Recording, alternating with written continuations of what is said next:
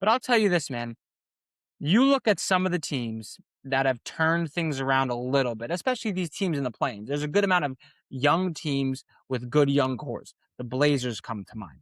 The Hornets especially come to mind. And then you look at a team like the Brooklyn Nets that has Nolan Triore, 19 years old, Yegor Demin, 19 years old, Danny Wolf, 21 years old, Noah Clowney, 24 years old. They have just so many young pieces. Drake Powell, 20 years old.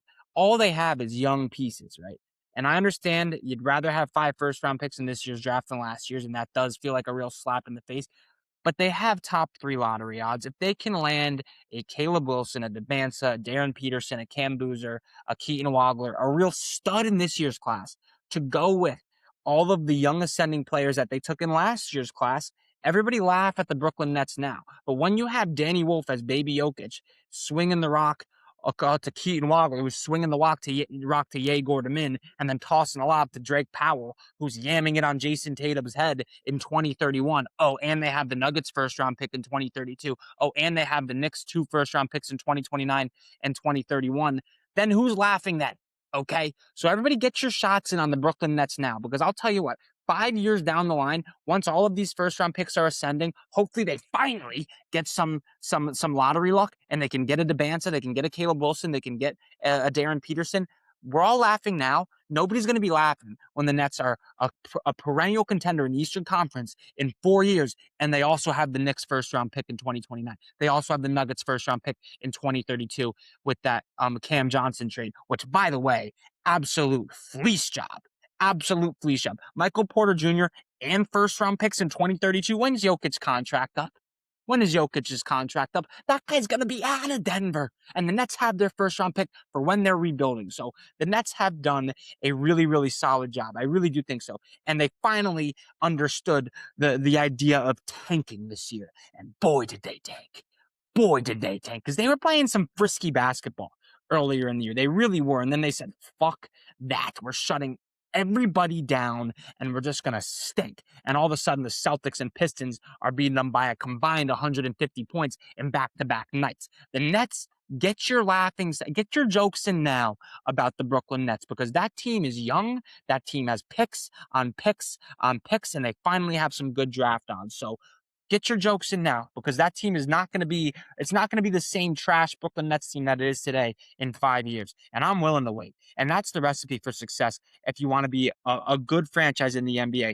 Tanking works. Look at the Spurs. Look at the Thunder. Look at the Rockets. You stink. You acquire assets. You use those assets to develop good players. And oh boy, do the Nets have fucking assets. Now it's up to their player development, which has never been a problem under the Sean Marks era. They have been able to develop players. Cam Thomas just never learned how to pass the ball. He just never learned how to pass the ball. And albeit they haven't exactly been able to develop players into superstardom, they've really just been able to develop players into plus role players like Karis LeVert, Spencer Dinwiddie's, Jared Allen's, Joe Harris's. Like they're a role player factory. They are a role player factory. They haven't exactly been able to develop that elite talent. Counterpoint, they've also never had the opportunity because they traded 10 gazillion first round picks for fucking Kevin Garnett, Jason Terry, and Paul Pierce back in 2011. So yeah, they haven't had any of their top tier first round picks. All they've done is be able to develop role players with mid to late firsts, which does worry me because outside of Yegor Demin, all of the players they drafted last year were mid to late firsts or second round picks. So yeah, that's a little bit concerning. However, I'll tell you this, if Danny Wolf can get in the lab a little bit, if Danny Wolf can improve his ball handling a little bit, if he can not be a complete defensive liability, that guy's upside is dangerous. That guy's upside is dangerous. Drake Powell fucking stinks. Nolan Triore flashed a little bit down the stretch.